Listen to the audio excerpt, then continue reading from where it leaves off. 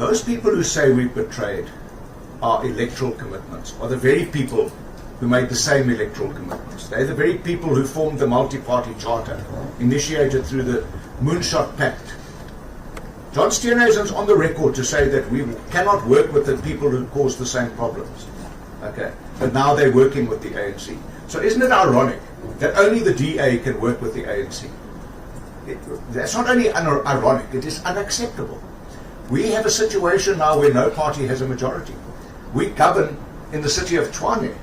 With the ANC, the EFF and other political parties, everyone said Tshwane would collapse. To the contrary, it's not collapsed. It's growing and starting to shine as a city under the leadership of ActionSA Mayor Dr. Nasipi Moya. So there's the thing. We are prepared to work with everyone in South Africa. We are a party about fixing South Africa, not making sure that we break South Africa by bringing a deadlock to the budget so that that is increased in order to negotiate more control and leverage in the GNU. That's completely selfish. Will we work with the ANC? Last year, we had an opportunity to go into the GNU. We didn't. We chose to be the fulcrum or the pivot between a massive government of 70% and a big bloc of new opposition formed called the Progressive Caucus, which is actually a regressive caucus. So we're the biggest party in between those two. That was a strategic decision where we would locate ourselves.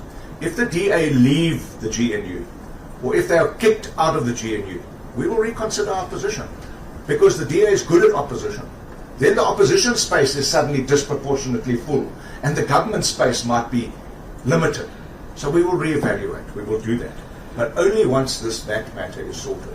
We had no conditional agreements or transactional undertakings with the ANC about this.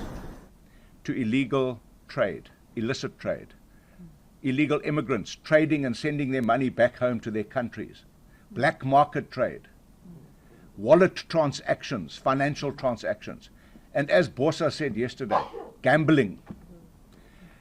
1.2 billion rand, a trillion rand industry, gambling, 1.2 trillion rand, and they pay 5 billion rand in tax. Sort that out, and we sort our problem out. This is precisely why ActionSA has been advocating for increased SARS funding since day one, to ensure that South Africans are not forced to bear the burden of repeated tax increases. Now, on the announcement by the ANC and government at the conclusion of yesterday's events, we want to make the following quite unambiguously clear. The failure of the ANC or government communications to accurately convey its contents, evident in yesterday's statement and social media posts which materially misrepresent the facts, and the report that was voted on and passed in Parliament, does not change the report's substance or lessen the importance of the recommendations. I've spoken to the Minister, I've spoken to the Chief Whip of the ANC, and we have told them it's not up to their interpretation. It's up to their commitments, and it's up to the recommendations in that report that was passed by Parliament that they must implement.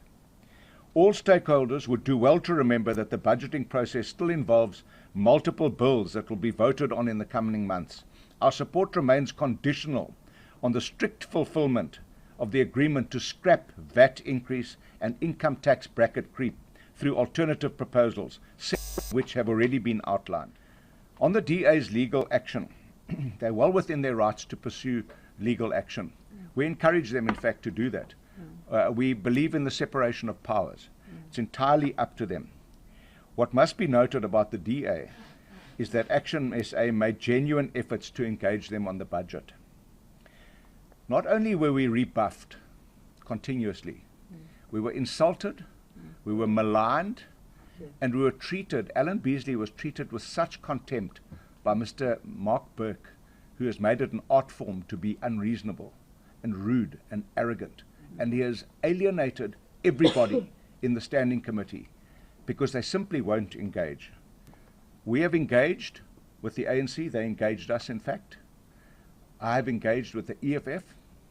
I wrote to the MKP. They blue-ticked us. That's fine, no problem. But we did reach out. But what is ironic, and I want you and the country to understand this, the DA spoke to nobody other than the ANC making their demands, their unreasonable demands. They overplayed their hand. They didn't engage us. Fine. They didn't engage the IFP, GNU partner. They didn't engage RISE, GNU partner. Were they serious about finding a solution to this impasse? No. I believe they are propagating this impasse at their interest. They are not putting South Africans first. Even a legal delay is going to delay this matter even further. And what's going to happen is the 1st of May, VAT is coming. So they try what they may. They can try and scapegoat everybody else for the fact that they overplayed their hand and lost. It's their problem, and they're not fixing it.